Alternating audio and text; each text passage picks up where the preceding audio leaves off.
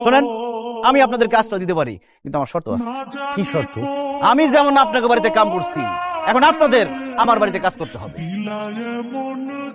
মানে আমার বাড়িতে কাজের লোক হিসেবে থাকতে হবে। ভাই গরিবের বাচ্চা, কি বললি তুই? হ্যাঁ? গরিব তো আমরাই এখন, কিন্তু তারপর আমি এই বাড়িতে কাজের লোক হিসেবে কাজ করতে পারবো না। আমিও পারবো না, আমি কাজ পারবো না।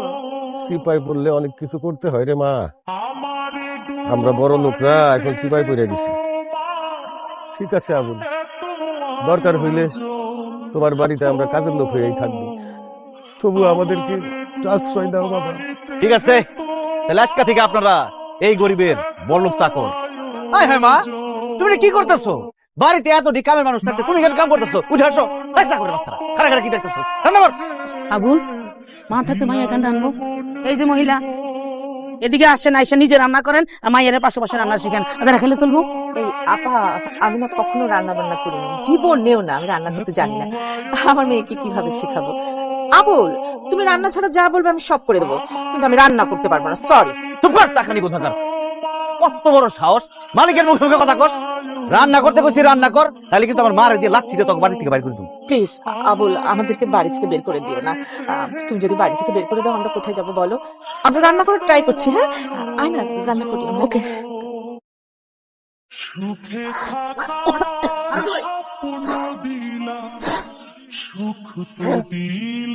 ও কি তুমি তুমি বাবা আবুল, তুমি আমার কাছে আমার গরুর কাছে নিয়ে আসছো কেন?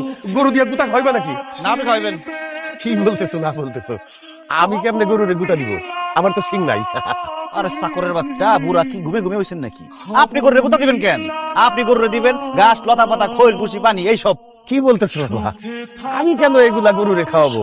গরুর মালিক নাই? আমি গরুর মালিক আর আপনি আমার চাকর।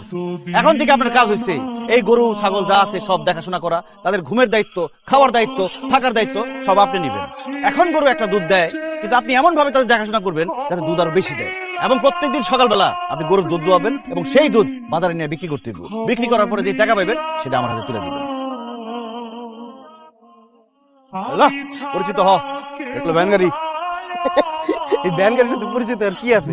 আমি তো চিনি, কিন্তু আবুল তুই আবুল আর বাচ্চা আবুল, তুই আমার গায়ে দিলি কেন? তুই আমার আবুল গুলি কেন? তাই তোর কি করবো আমি? আমার স্যার কবি, কারণ আমি তোর মালিক, তুই আমার চাকর। কিন্তু স্যার, আপনি এখানে নিয়ে আসছেন কেন আমাকে? আপনি কি ভ্যান গাড়ি চালায় আমার পুরো গ্রাম ঘুরে দেখাবেন? ওরে ফকির নির্ভুল, মনে হইতেছে বিদেশ থেকে আমার বোন জামাই আইছে, তার ভ্যান গাড়িতে করে সারা গ্রাম ঘুরে দেখাও না। এখান থেকে তুই এটা চালাবি। What? আমি ভ্যান গাড়ি চালাবো? What the hell are you talking about? Bangla কথা বুঝছ না? তুই এখন থেকে আমার চাকর, আমি তোর মালিক, আমি তোর যা কমু তাই শুনতে হইব। এখন থেকে তুই ভ্যান গাড়ি চালাবি।